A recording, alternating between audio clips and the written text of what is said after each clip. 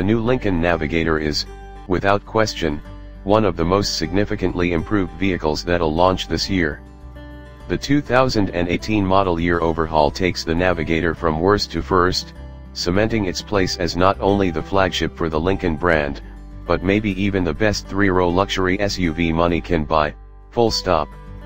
It starts with incredible presence, a design statement that's both imposing and alluring in its execution. Bold features like the big headlamps, bright grille, 22-inch wheels, and full-width taillights make a strong impression. The Navigator concept that stunned us in 2016 has transitioned to road-going form with only minor changes. You didn't really think those gull-wing doors would make it to production, did you? And while I won't go so far as to say it's immediately recognizable as a Lincoln, what is, if I'm honest? There's no arguing this thing turns heads wherever it goes. Yes, it's huge, but not a drastic departure from the 2017 Navigator. Dimensionally speaking, the length, width, height, and wheelbase are all within an inch or two of its predecessor. Lincoln will continue to offer the Navigator in standard and extended wheelbase L-body styles, the latter of which adds a foot of overall length to the normal version pictured here. But that massive size isn't off-putting. There's a softness to the sheet metal and the exterior bright work, and the big features look appropriate on the sizable body. Approach the Navigator at night and the LED running lights illuminate from the outside corners toward the center of the vehicle, the Lincoln badge in the grille illuminating as a final point on this graceful hello. The power running boards quietly extend before your hand grasps the huge door handle. Step up, nestle into the 30-way perfect position seats, and sink into a cabin that's as lovely to look at as it is comfortable. There's a pause of admiration when you get inside the Navigator for the first time. You push the engine start button and the 12-inch digital instrument cluster comes to life, with only simple graphics, showing gauges and information depending on your selected drive mode. More on that later. Your hands grip the leather-wrapped steering wheel and make their way over to the leather on the door, the wood on the center console, the soft touch graining on every surface. Even in this pre-production tester, everything looks and feels elegant. The controls and knobs have a luxurious weight to their action. The 10-inch Sync 3 touchscreen is crisp and bright, and proudly sits in the middle of the dash. A small, raised control panel for the climate control is found on the center stack, with simple rows of buttons and dials. A bit of carryover design from the Navigator concept that really wows is the space between that center stack and the dash itself. The two parts aren't connected, thanks, electronic gear shifter.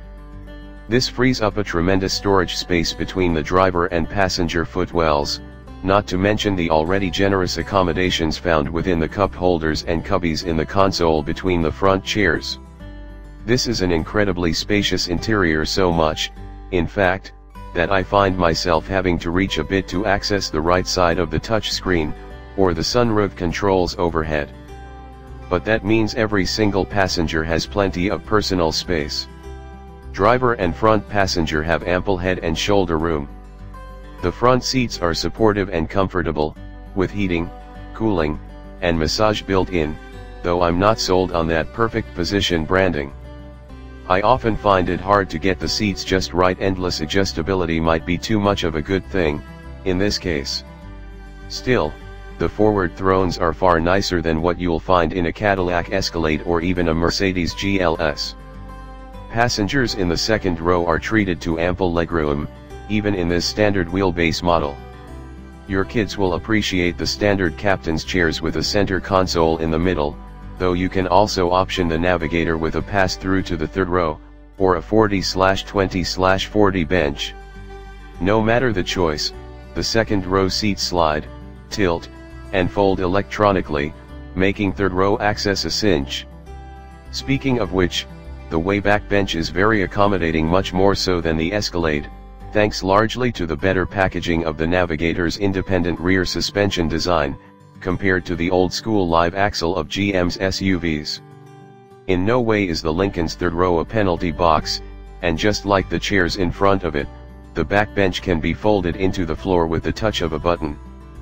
Fold everything, and you'll find a super useful 103.3 cubic feet of cargo space behind the first row, or an even more capacious 120.2 cubic feet in the long wheelbase Navigator.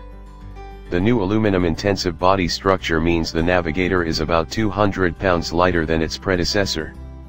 With less mass to carry around, plus an independent rear end, the Navigator is easier and more pleasant to drive than you might imagine. But it's not perfect. Yes, the sophisticated rear suspension alleviates some of the hoppy, truck-like ride characteristics typically associated with body-on-frame SUVs. But it still can't quite cope with what feels like nervous chatter on otherwise normal surface streets. I suspect the main culprit of this subtle suspension sketchiness are those 22-inch wheels and their sidewall-lacking 285/45 series tires. But if Lincoln really wants to offer an out-of-this-world ride, it'd be keen to fit the Navigator with some sort of four-wheel air suspension. This might be the one area where Cadillac's Escalade and its MagneRide dampers outshines the Navigator. That said, the rest of the driving experience is a treat, Ford's EcoBoost V6 doing great work under the hood of the looksy Lincoln. This is the F-150 Raptor's 3.5-liter bi-turbo V6, and it makes the same 450 horsepower and 510 pound-feet of torque here in the Navigator, with the same 10-speed automatic transmission, and your choice of 2- or 4-wheel drive. There's ample power for both city and highway driving. Low-end torque comes on strong, and power builds progressively. The 10-speed automatic is mostly well behaved, though occasionally hunts for the right gear during highway cruising.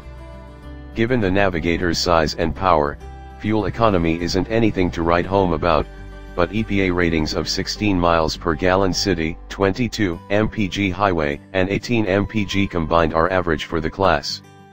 The 8,700 pound two-wheel drive tow rating is a best-in-class number, though with four-wheel drive, that number drops to a still hugely useful 8,300.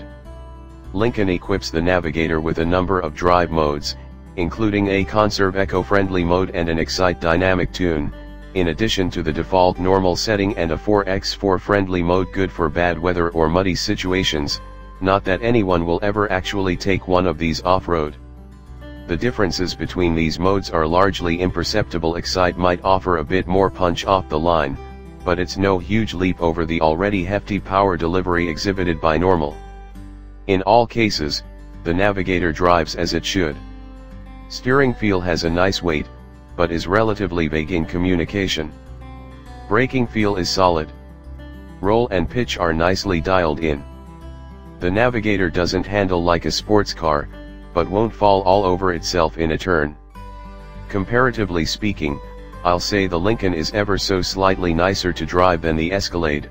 The gap would be higher if the Navi's ride issues were sorted, but the Land Rover, Range Rover and Mercedes GLS are indeed the ride and handling superstars among big boy SUVs.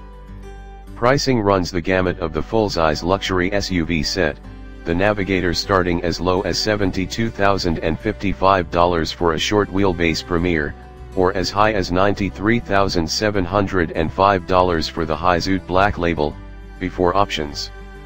The way I see it, the most obvious competition is the $73,395 Escalade, though it gets a lower MSRP to better compete with the Navigator, and the $87,350 Range Rover, which only seats 5. Compelling arguments, both, and without spending extended time in all three back-to-back, I honestly can't say which one I'd have. Before you write that off as a wishy-washy conclusion, know that, to me, the previous generation Navigator wasn't even worth considering. This 2018 model transforms the Navigator from an also-ran Blamobile to a best-in-class contender. That's worth a ton of praise. And it's worth your consideration, too.